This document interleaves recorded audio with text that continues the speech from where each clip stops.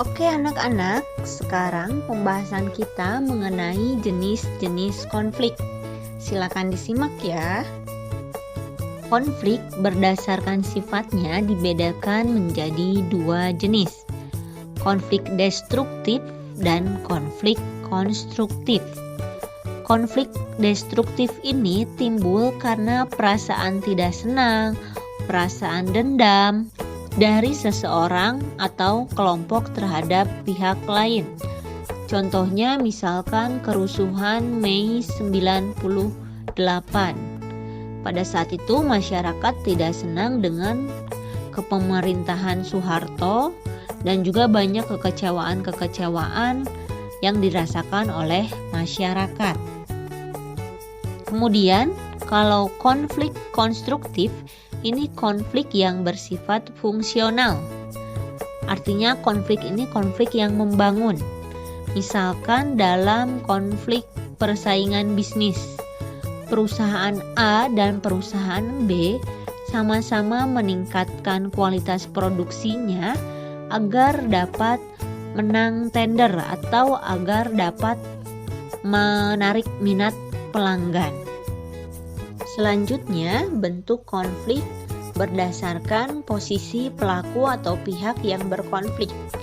Ada konflik vertikal dan konflik horizontal. Konflik vertikal ini terjadi ketika pihak-pihak yang berkonflik memiliki kedudukan yang tidak sama atau tidak setara, seperti konflik antar atasan dengan bawahan, antara majikan dengan buruh misalnya. Kemudian kalau konflik horizontal, ini konflik di mana pihak-pihak yang berkonflik memiliki kedudukan seimbang atau memiliki kedudukan setara. Misalnya ketika berkonflik dengan teman sebaya. Kemudian konflik berdasarkan sifat pelaku yang berkonflik. Ada konflik terbuka dan ada konflik yang tertutup. Kalau konflik terbuka, artinya konflik itu diketahui oleh semua pihak, bukan hanya pihak yang berkonflik saja, tetapi pihak-pihak yang berada di luar konflik. Contohnya misalkan seperti konflik perebutan lahan parkir, diketahui oleh pihak yang berkonflik, polisi, orang-orang yang lewat, pedagang, dan lain sebagainya. Atau biasanya konflik artis itu diketahui oleh halayak umum. Nah, berbeda dengan konflik tertutup, ini konflik hanya diketahui oleh pihak-pihak yang berkonflik saja. Contohnya misalkan konflik dalam pemilihan ketua desa. Jadi hanya orang-orang yang terkait yang mengetahui permasalahan konflik tersebut.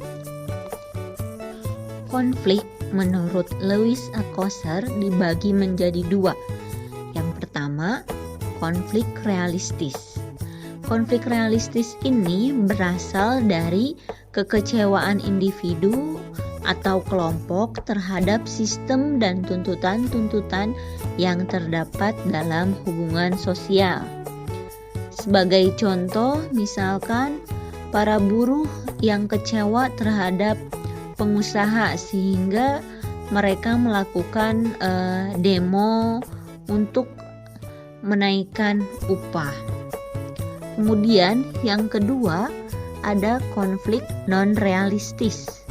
Konflik ini bukan berasal karena persaingan, tetapi kebutuhan pihak tertentu untuk meredakan ketegangan. Dalam masyarakat tradisional, pembalasan dendam lewat ilmu gaib merupakan bentuk konflik non-realistis. Jadi seperti santet, teluh, itu termasuk ke dalam konflik non-realistis. Sedangkan kalau dalam masyarakat maju, biasanya konflik non-realistis ini yaitu upaya untuk mencari kambing hitam di antara pihak-pihak yang berkonflik. Konflik menurut Ralph Dahrendorf dibedakan menjadi berbagai bentuk.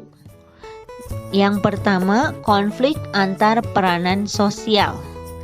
Jadi di sini individu memiliki status dan peran yang beda sehingga cenderung menimbulkan konflik. Contoh pada seorang wanita yang sudah menikah dan juga dia sebagai wanita karir, ketika anaknya sedang sakit, itu bingung antara harus bekerja, melaksanakan tugas atau pekerjaannya sebagai wanita karir, atau melaksanakan tugas dan kewajibannya sebagai seorang ibu di dalam rumah tangga. Kemudian konflik yang berikutnya, konflik antar peran keluarga. Ini konflik antara peran-peran yang ada di keluarga. Misalkan konflik antara suami istri, konflik antara ayah dan anak, ibu dan anak, dan begitu sebaliknya. Kemudian yang berikutnya konflik antar kelompok sosial. Konflik antar kelompok sosial ini yaitu konflik yang ada di berbagai kelompok-kelompok dalam masyarakat. Contohnya misalkan di dalam eskul, konflik antara pramuka dengan PMR, atau kelompok petani dengan kelompok peternak, seperti itu.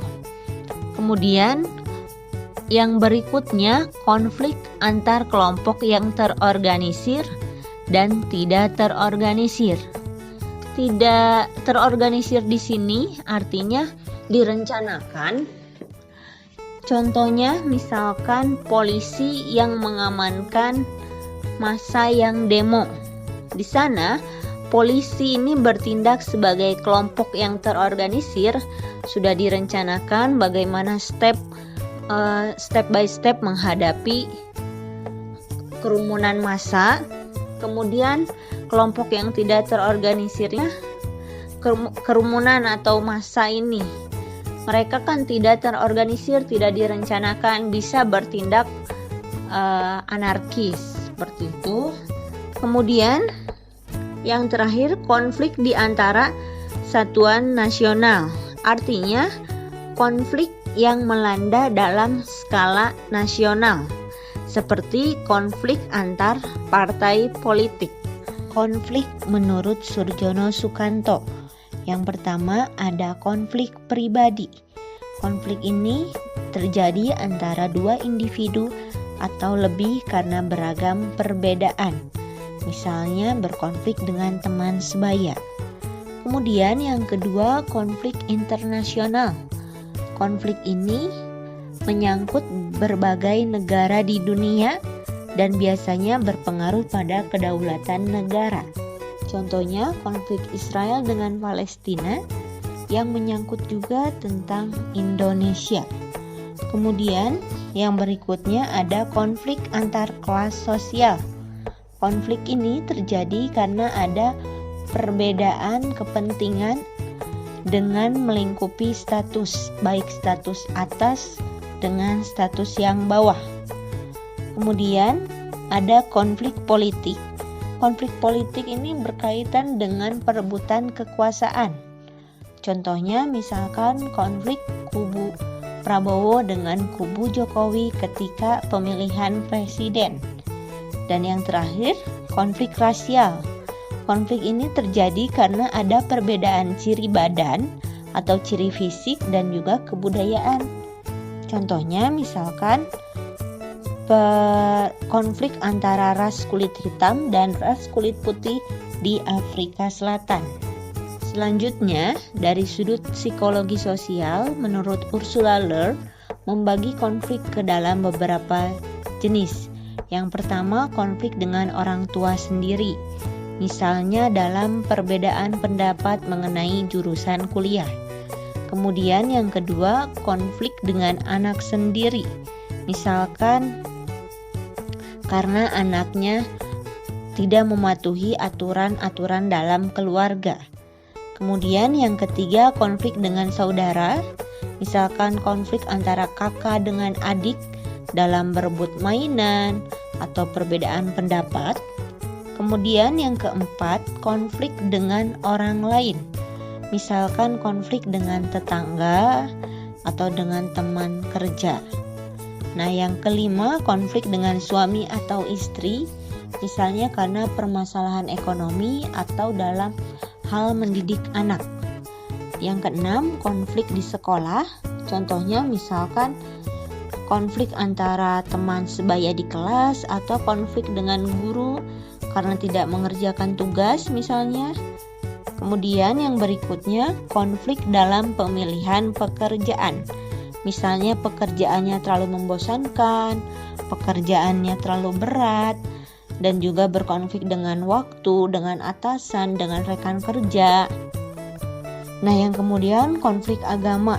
Konflik agama ini contohnya misalkan konflik antara pemeluk agama Islam dengan agama Kristen, atau misalkan pindah agama, atau bahkan konflik karena pernikahan beda agama. Nah, yang terakhir, konflik pribadi ini biasanya dialami oleh diri sendiri. Ada sesuatu hal yang berlawanan dengan antara harapan dan kenyataan yang ada.